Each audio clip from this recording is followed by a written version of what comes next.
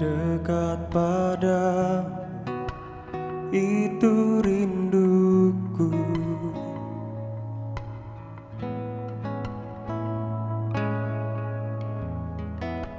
Setiap kataku, kau pun menunggu. Tak kusangka ku temukan satu kasih yang abadi. Kini ku datang dan ku bawa hidupku,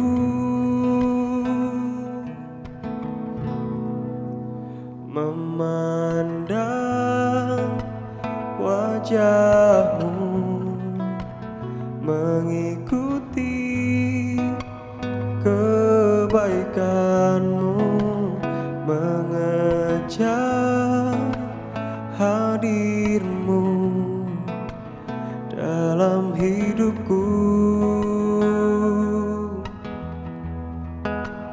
membawa sembahku, menyatakan kebesaranmu, mengejar hadirmu dalam hidupku, memandang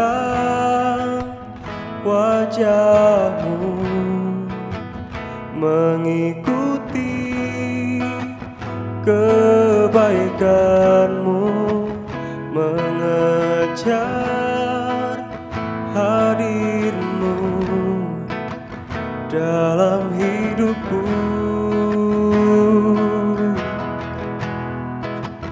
membawa sembahku, menyatakan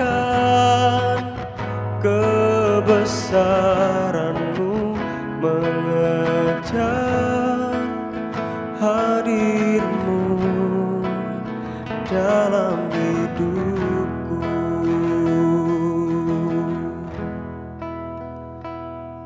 Haleluya. Terima kasih Tuhan, terima kasih Tuhan, buat kebaikanmu, buat kesetiaanmu. Kami bersyukur. Terima kasih Tuhan. Haleluya.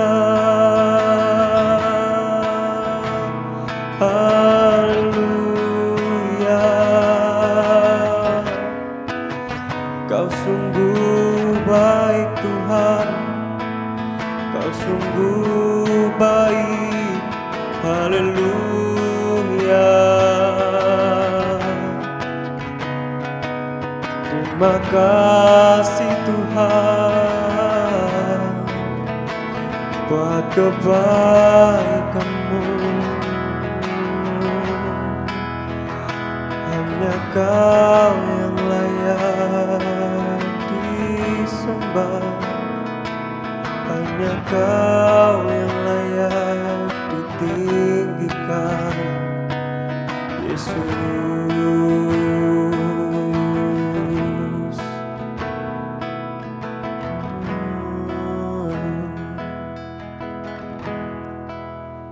Memandang wajahmu, mengikuti kebaikanmu,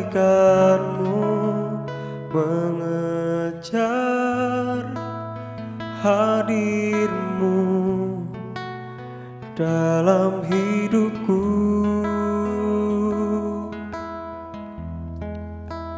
membawa sembahku, menyatakan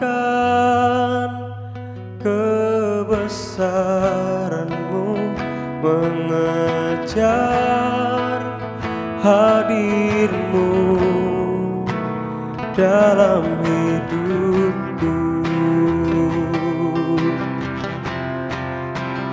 memandang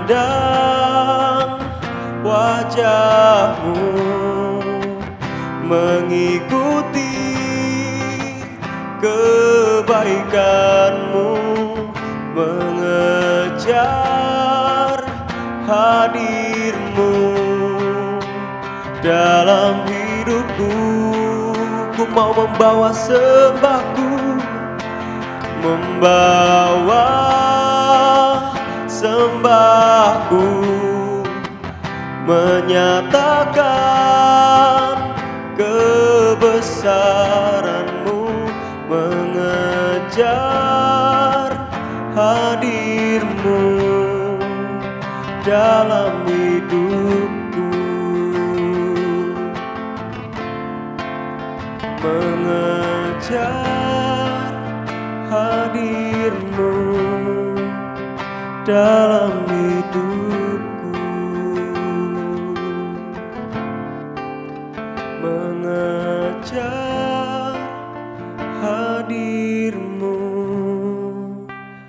dalam hidupku.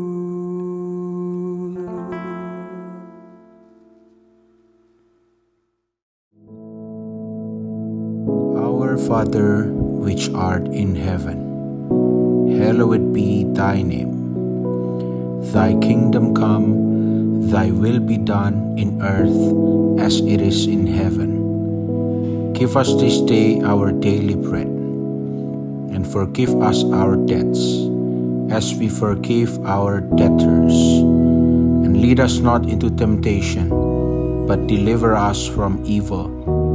For thine is the kingdom, and the power, and the glory, forever. Amen.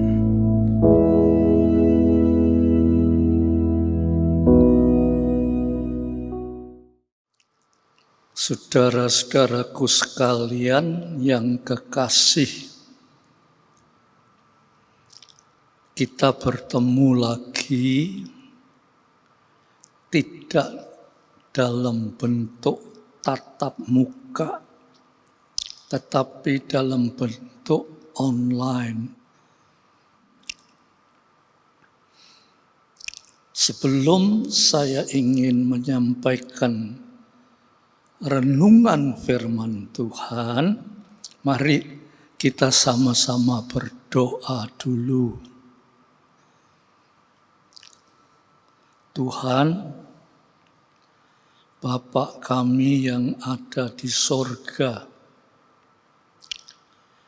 tetapi yang berada di mana-mana tempat, sebab Tuhan tidak dapat dibatasi oleh tempat dan waktu. Dan kalau pada saat ini kami sedang mendengarkan firman Tuhan di rumah kami masing-masing, di situ Engkau hadir. Oleh sebab itu Tuhan, mari Tuhan berbicara, sehingga kami yang mendengarkannya, kami dikuatkan iman kami. Kami disadarkan sebagai anak-anak-Mu untuk senantiasa waspada. Terima kasih Tuhan. Doa ini hamba persembahkan di dalam nama Yesus Kristus. Amin. Nah, saudara-saudaraku sekalian yang kekasih, pada kesempatan ini saya akan ajak saudara membaca di dalam Injil Yohanes pasal 11 ayat yang ke-26. Injil Yohanes pasal 11 ayat yang ke-26. Saya akan bacakan ya, saudara. Lalu Thomas yang disebut Didimus berkata kepada teman-temannya, yaitu murid-murid yang lain, "Marilah kita pergi juga untuk mati bersama-sama dengan Dia." Ini kalau kita baca dari ayat pasal 11 keseluruhannya, saudara, itu waktu Yesus diberi kabar bahwa Lazarus, saudara dari Maria dan saudaranya perempuan, Lazarus mati.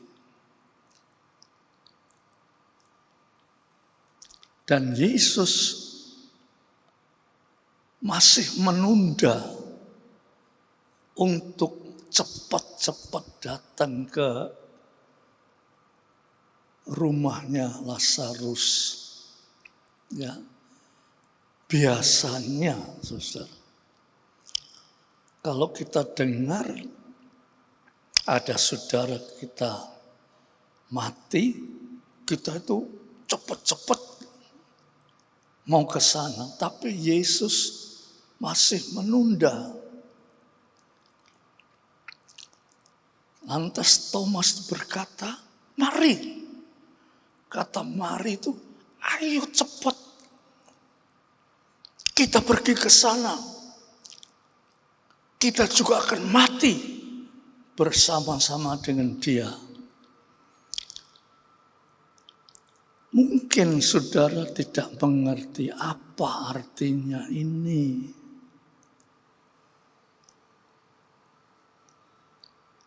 Sebab beberapa waktu sebelumnya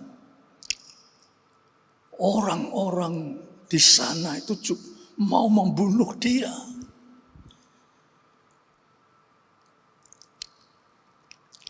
Sebetulnya Thomas dan murid-murid lainnya menghindarkan diri sebetulnya. Tetapi Thomas dia berkata, "Mari kita pergi ke sana untuk mati bersama-sama dengan Dia."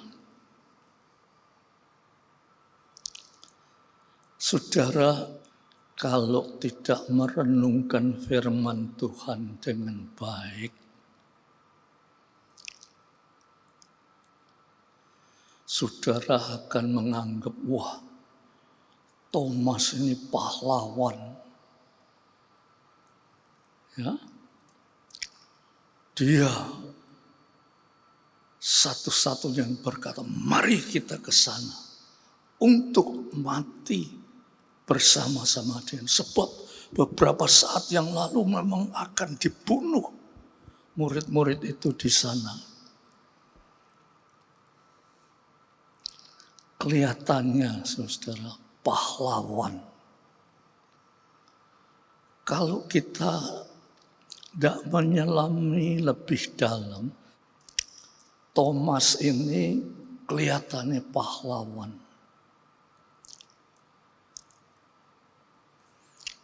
Tetapi menurut para ahli peneliti Alkitab,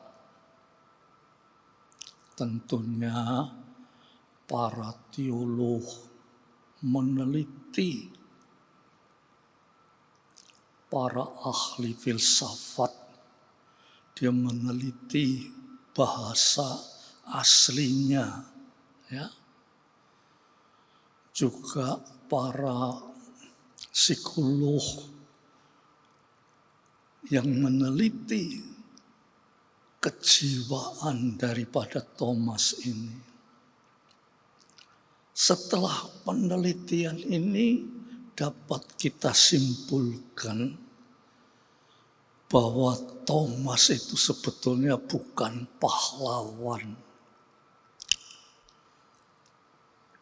tetapi sok pahlawan.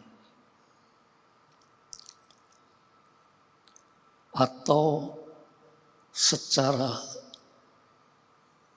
menyindir dikatakan pahlawan kesiangan. Sebab saudara-saudara, meneliti siapa Thomas ini. Thomas ini di dalam kitab suci hampir namanya jarang disebut. Kalau disebut pun dalam bentuk yang negatif.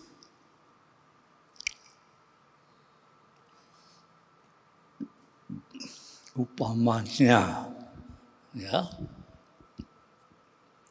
kalau saudara membaca di dalam Injil Yohanes pasal 14, ya, coba ya kita baca supaya saudara jelas. Injil Yohanes pasal 14, ya, ayat yang ke-5 dan 6. Coba saya bacakan, ya. Kata Thomas kepada Tuhan, Tuhan, kami tidak tahu kemana Engkau pergi. Jadi bagaimana kami tahu jalan ke situ? Ya, saya ingin mengulangi supaya lebih jelas lagi. Kata Thomas kepada Tuhan, Tuhan, kemana Tuhan? Kami tidak tahu kemana Engkau pergi. Jadi bagaimana kami tahu jalan ke sana? Maksudnya Thomas itu gini. Loh, Tuhan kok bilang mau pergi ke sana? Kami itu tidak tahu Tuhan itu mau pergi kemana. Dan jalannya pun tidak tahu.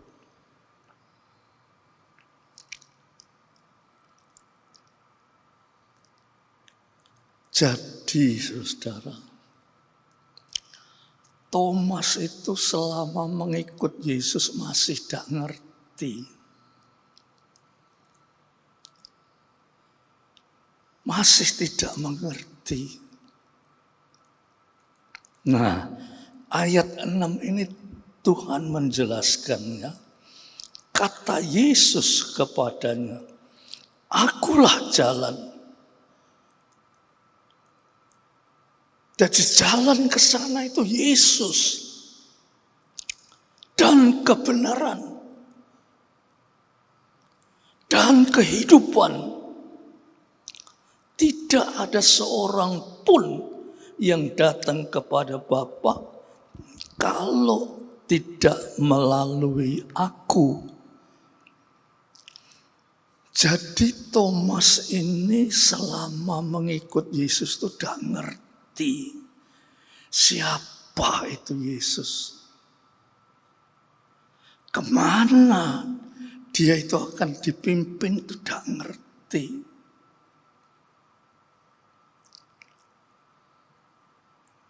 Di sini menunjukkan bahwa Thomas itu sebetulnya seperti sering saya katakan,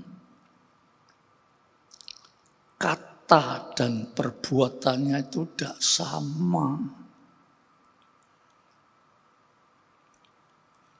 Seperti tadi di dalam Fatsal 11, dia bilang, mari kita ke sana supaya kita mati bersama-sama dengan Yesus. Apa yang dikatakan itu sebetulnya tidak sama dengan perbuatan Thomas. Kalau kita baca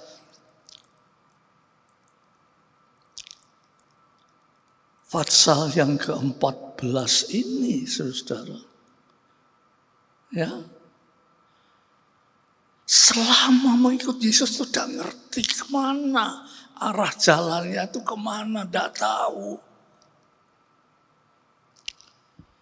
Dan yang paling menentukan siapa Thomas itu sebetulnya. Ayo kita ikuti terus ya saudara. Yohanes pasal 20 ayat 25. Ya. Saudara dengarkan. Maka kata murid-murid yang lain itu kepadanya, kami telah melihat Tuhan. Tetapi Thomas berkata kepada mereka, sebelum aku melihat bekas paku dan tangan dan pada tangannya, dan sebelum aku mencucukkan jariku ke dalam bekas paku itu dan mencucukkan tanganku ke dalam lambungnya, sekali-kali aku tidak akan percaya. Lah ini kelihatan siapa Thomas itu. Murid-muridnya itu berkata, aku sudah melihat Yesus bangkit kembali.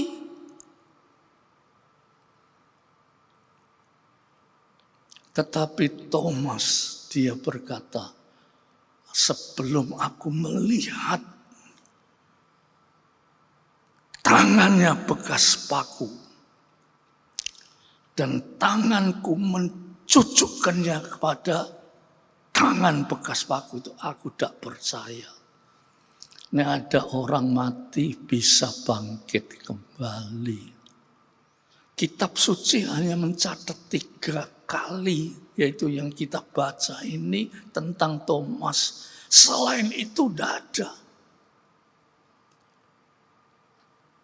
Dan 3-tiganya itu berbicara negatif sekali.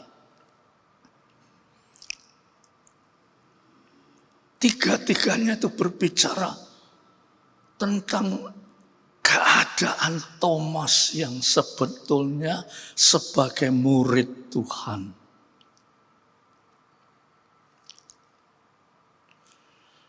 Nah, lantas para peneliti Alkitab, yaitu para teolog, para ahli filsafat, para psikolog itu memberi suatu definisi, yaitu Thomas itu sebetulnya seorang yang berjiwa, dikatakan seorang yang berjiwa melankolia. Kata kerjanya itu melankolis, lamban, pendiam. Nah, ini yang perlu kita pikirkan sebagai anak-anak Tuhan, saudara-saudara. Ya, sebagai anak-anak Tuhan, kita itu perlu pikirkan, siapakah saya ini sebetulnya? Apakah saya ini sebagai orang Kristen itu percaya kepada Yesus dengan tulus hati, atau bahasa Inggrisnya disebut dengan integrity, atau bahasa biasa dikatakan antara kata dan perbuatan itu sama. Ini yang perlu kita pikirkan, saudara-saudara. Kalau kita menjadi anak-anak Tuhan, kita tidak memikirkan siapa saya ini. Apakah dengan kaca firman Tuhan itu saya sudah layak disebut sebagai anak-anak Tuhan?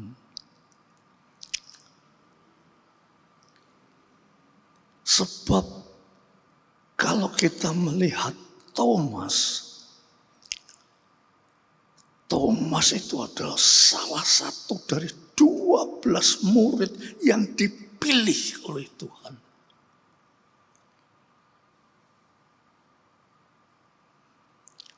Kita pun, saudara-saudara, sebagai orang-orang Kristen, kita pun dipilih oleh Tuhan.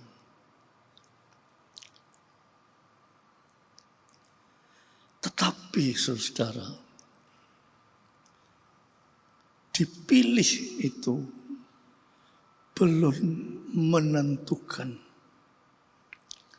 Kita masih dalam perjalanan yang panjang. Dan di dalam terpilih itu, kita tanya, apakah kita ini hidup mendapat manfaat, ataukah kita ini hidup bermanfaat? Artinya, apakah saya ini hidup sebagai orang Kristen itu mendapat manfaat untuk hidup, ataukah saya ini hidup bermanfaat untuk kemuliaan nama Tuhan? Itu yang harus kita pikirkan, saudara. Sebab kalau tidak, maka seluruh perjalanan hidup kita sebagai orang Kristen, kita tidak berhasil, saudara. Ya, kita kurang berhasil. Oleh sebab itu, pada kesempatan ini kita harus, saudara, harus meneliti hidup kita. Apa hidup kita itu cuma seperti Thomas itu saja? Apakah hidup kita itu layak sebagai orang-orang yang dinamakan Kristen, artinya pengikut-pengikut Yesus. Pengikut Yesus itu artinya mengikuti jalannya Yesus.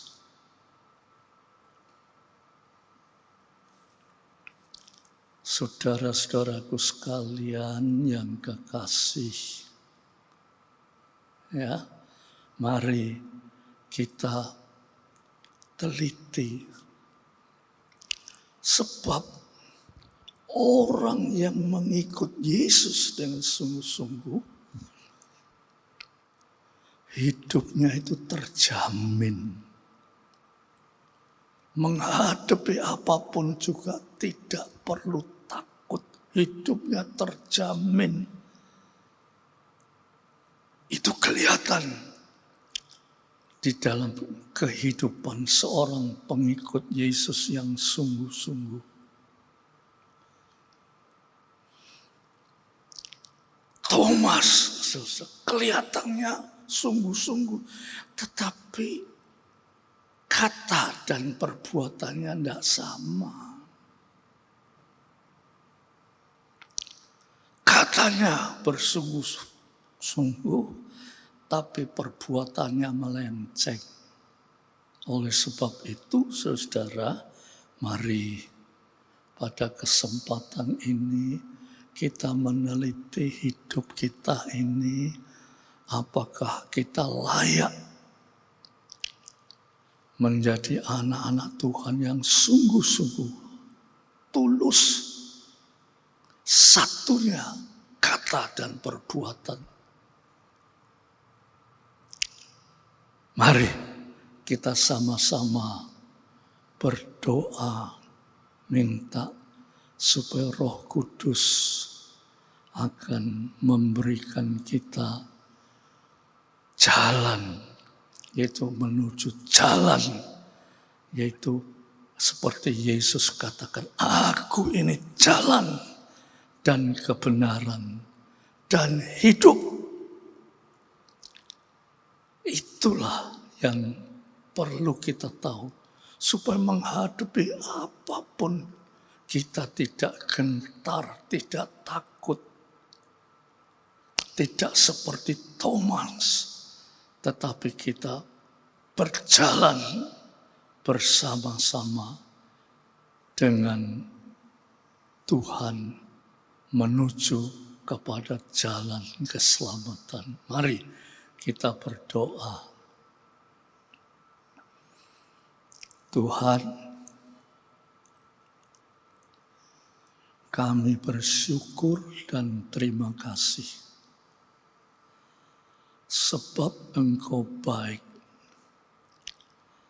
Engkau selalu memberikan firman. Sehingga dengan firman itu kami diubahkan.